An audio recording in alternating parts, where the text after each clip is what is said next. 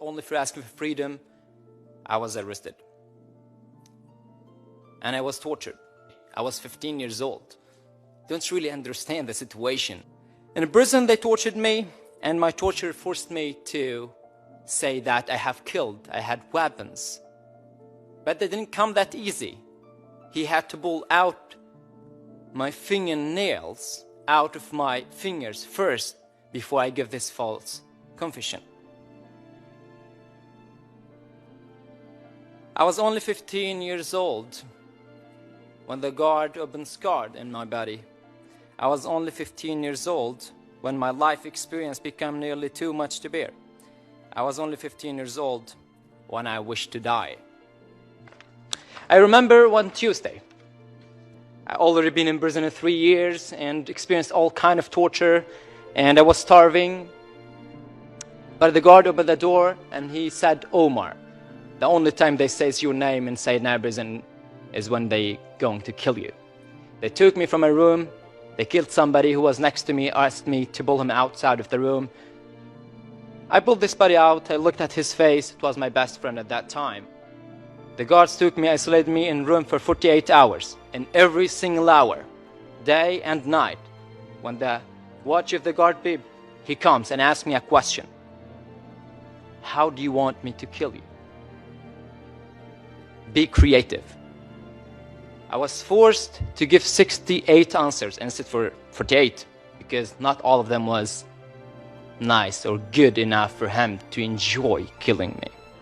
After 48 hours, they pulled me out of the room, took me in the car, blindfolded my eyes, my hands tied behind me, and they put me in the street facing the ground. The officers walking slowly behind me, and I'm scared because I don't want to see how they're gonna kill me. I don't know. He walks, talks about my death, then he's just got silent. And load, aim, didn't go that quickly. It took billion years for me to feel between load and aim. It takes so long time. Then he said, shoot, poof! And I died. For the first time. I never died before. I don't know how it feels or what's gonna happen. Have any of you died before and can explain how it feels to die? I didn't, so I was just thinking, wow, finally to afterlife. I woke up still alive. Didn't know what happened. The guy they killed in the room when they come to take me was a guy who was supposed to be released. They killed him. They put my name on his face. And they took me outside of prison because it was my day to be executed. Took me outside of prison with his name. Because my mother paid $20,000 to an officer to get me out of prison. She didn't know how, but my mom wanted me to be alive. After that, they killed my father and my siblings. An attack on our village in Syria. What I mentioned just was the mental torture you experience by the Syrian regime. I didn't talk about the physical because it's not going to help you understand. Because the physical torture, you don't understand it if you don't experience it. So as Wood mentioned, my name is Sam Goodwin. I was detained on false charges in Syria in 2019. I spent half of my captivity held in solitary confinement. And during this time, I never saw another inmate. But every day I would hear the sounds of people being brutally beaten and tortured in neighboring cells. And these are sounds that I'll never forget. I was later reassigned to a large federal prison and kept with thousands of other Syrians. And these men were among some of the most welcoming and kind and overall remarkable people that I've ever met anywhere in the world. And I remember one evening mentioning to one of these men, I said, everybody here is so nice to me, right? It was hard to know what to expect in a place like this. And he said, Sam, in Syria, all the good people are here in prison because all the bad people are outside and putting us in here. Again, these are words that I'll never forget. And I think it speaks to the way that these authoritarian dictators are recklessly implementing this practice of forced disappearances. Thank God, thanks to a countless people who worked tirelessly for my safe release, I'm here today, but many are not, and many are still missing in these horrific conditions. So just let this be a reminder that there's always more work to do. I have a letter here that we were, in somewhat unprecedented fashion, able to obtain from a current Syrian detainee who's being held right now in a civilian prison. As kids, we were always told to be patient over the challenges we face, as one day we will turn these challenges into stories to tell our children. And when I was detained, my fellow inmates would always tell me that our only revenge would be to tell our stories. One day, they said. So here I am, taking the only revenge I can get. I write to you today as we approach the 10th anniversary of the uprising and the 9th anniversary of the last kiss I gave to my mother's hands. In 2012, I was told effectively by Syrian intelligence officials that I should remember the day I was detained as my new birthday, and that they would make sure I would want to forget it. They marked the days on my feet, fingernails, and a month's worth of hands.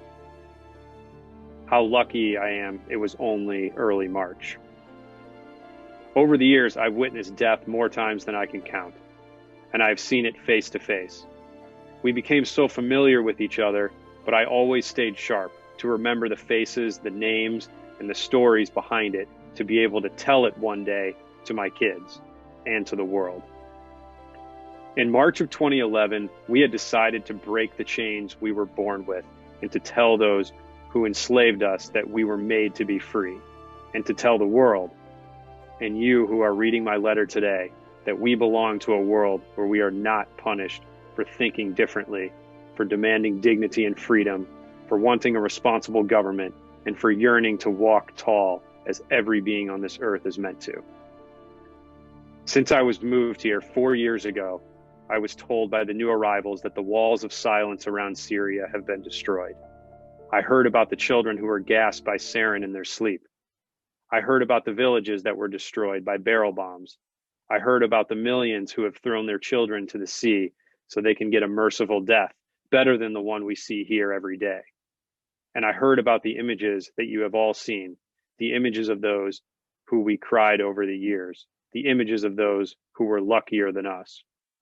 So I wonder, as I quickly put this together, why do I write to you what you already know? Why do I write what you already know and what you have already heard? I wonder how many more need to die of torture and bombardment and of hopelessness. How many generations would need to continue to live in fear? I know you know the answer. Do not let us down.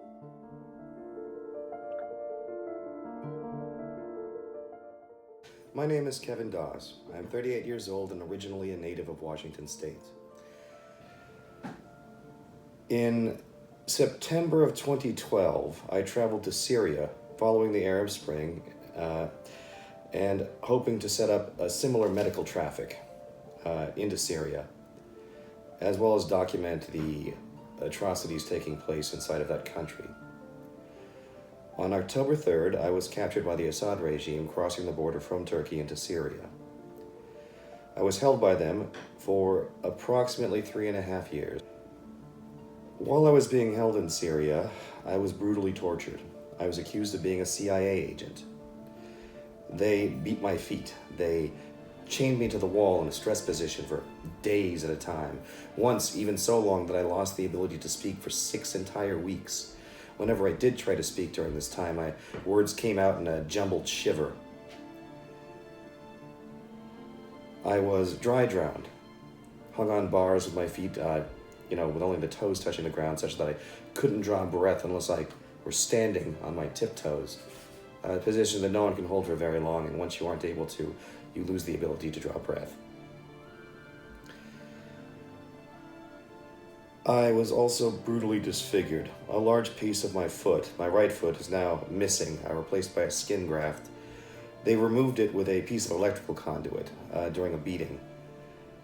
The infection that was caused by the beating, the foot swelled terribly and the skin died and grew necrotic. Smelled terrible in my cell and threatened my life. These are only a few of the things I was subjected to. There are many others. I was deprived of blankets and kept in a freezing cold cell. I was drenched with water continuously for days, and of course the endless beatings.